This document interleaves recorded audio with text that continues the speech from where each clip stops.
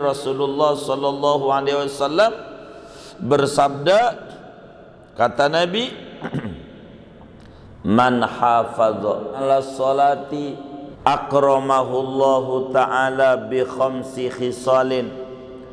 Kata Nabi, siapa orang yang menjaga betul tuh mengerjakan solat, syaratnya pas, rukunnya pas, pada waktu yang tepat, maka keuntungannya Allah muliakan dia dengan 5 perkara.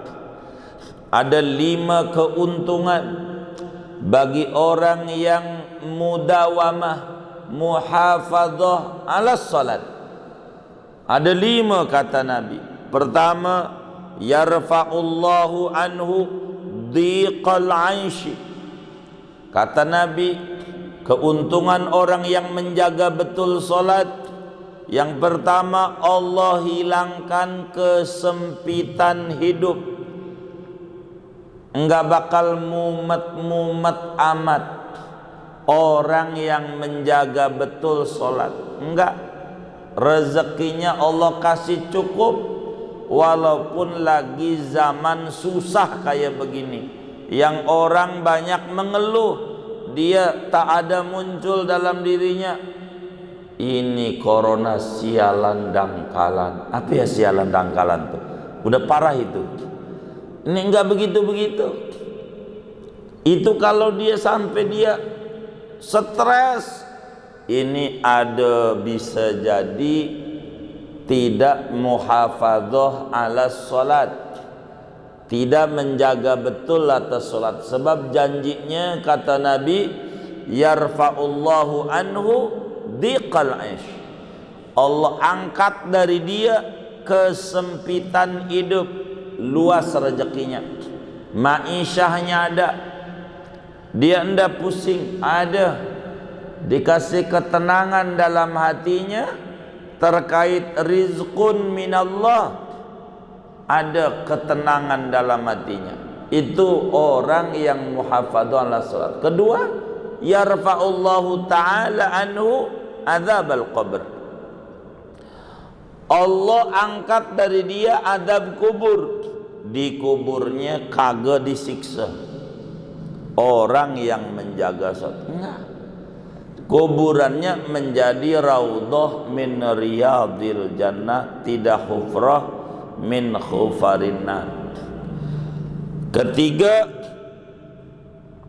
orang yang menjaga salat, kata Nabi, yamurru ala sirati kal barqil khati. Jadi orang yang menjaga betul amal solat itu nanti melewati jembatan di akhirat kayak kilat yang menyambar. Jembatan di akhirat itu enggak lurus. Orang kita sebut siratal mustaqim, jembatan siratal mustaqim. Ya, sirat itu jembatan, ya enggak apa-apa, udah bahasanya. Malam Lailatul Qadar, ya Lailatul itu malam, tapi kalau salah rame-rame nggak diomelin dah, begitu. Malam Lailatul Qadar, ya nggak apa-apa. Jadi jembatan dikata siratal mustaqim, jembatan lurus, kagak. Kalau di akhirat bukan siratal mustaqim, percis kayak JPO, jembatan penyeberangan orang, naik lurus turun. Begitu yang dijelaskan oleh Sayyiduna Muhammad sallallahu alaihi wasallam dan dituliskan oleh para ulama di dalam kitab-kitab mereka. Naik, lurus, turun. Naiknya ini ukuran waktu 1000 tahun baru selesai, lurusnya 1000 tahun, turun 1000 tahun. Jadi 3000 tahun yang bawahnya neraka, kepleset dikit nyemplung. 3000 tahun.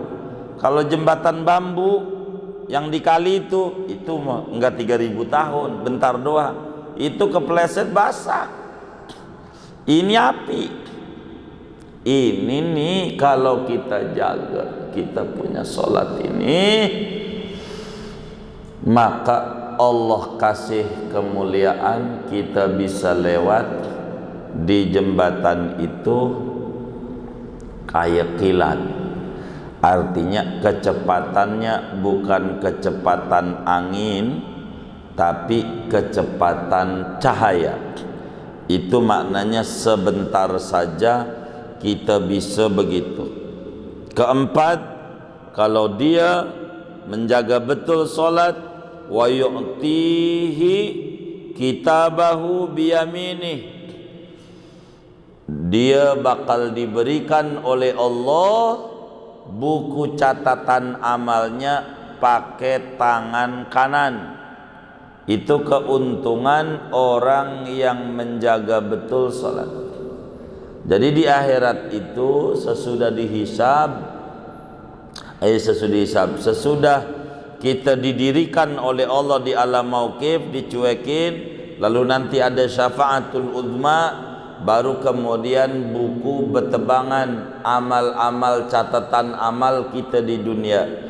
Ada 3 golongan, ada yang tangan kanan, ada yang tangan kiri, ada yang tangannya di belakang. Tangan kiri juga tapi di belakang ngambilnya. Kalau tangan kanan surga tanpa mampir ke neraka.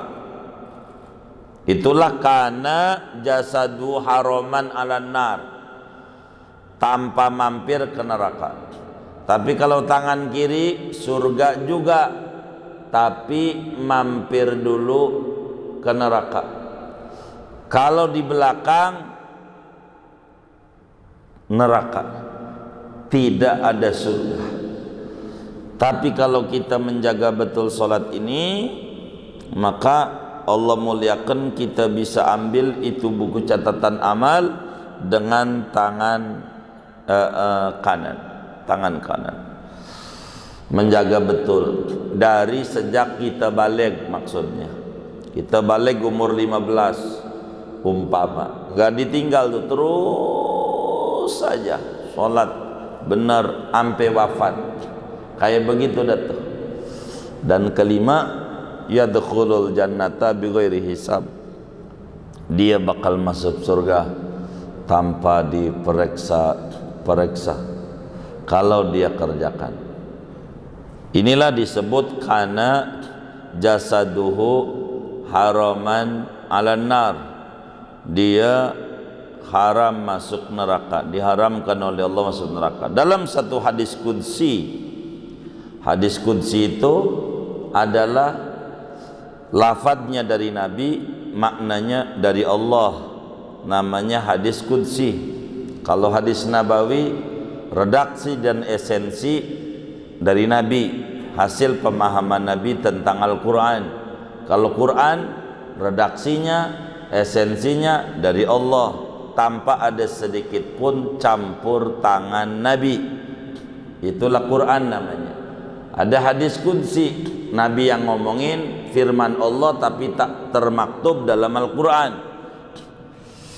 Ada hadis qudsi, Allah bilang, inna li abdi, li abdi ya, bukan ibadi. Inna li abdi alayya ahdan in aqama sholata li waqtiha an la u'adzibahu wa an udkhilahul jannata bighairi hisab. Kata Allah, inna li abdi itu khabar muqaddam sebetulnya. Ahdan tu isim inna muakhar, cuman gara-gara di belakang tuh isim inna, udah dimaknain ya itu aja, lebih gampang begitu, gara-gara isim innanya muakhar. Kata Allah, sesungguhnya hambaku di mataku, kata Allah, ada jaminan. Ahdan tuh jaminan, ada dhaman dari Allah. Apa jaminannya? Ini perjanjian kuat seorang hamba dengan Allah nih. Ini yang harus diingat-ingat sama kita. Si hamba punya perjanjian dengan Allah. Jadi sehingga ada garansi, ada jaminan dari Allah. Apa perjanjiannya? Asal si hamba mendirikan sholat. Tuh, mendirikan bahasanya, bukan mengerjakan. Asal hamba mengerjakan sholat sempurna rukun dan syaratnya, Allah janji an la u'adzibahu, kagak bakalan nyiksa dia. Maknanya kagak bakalan dimasukkan ke neraka. Wa an udkhilahul jannah bighairi hisab, dan masuk surga enggak pakai diperiksa lagi.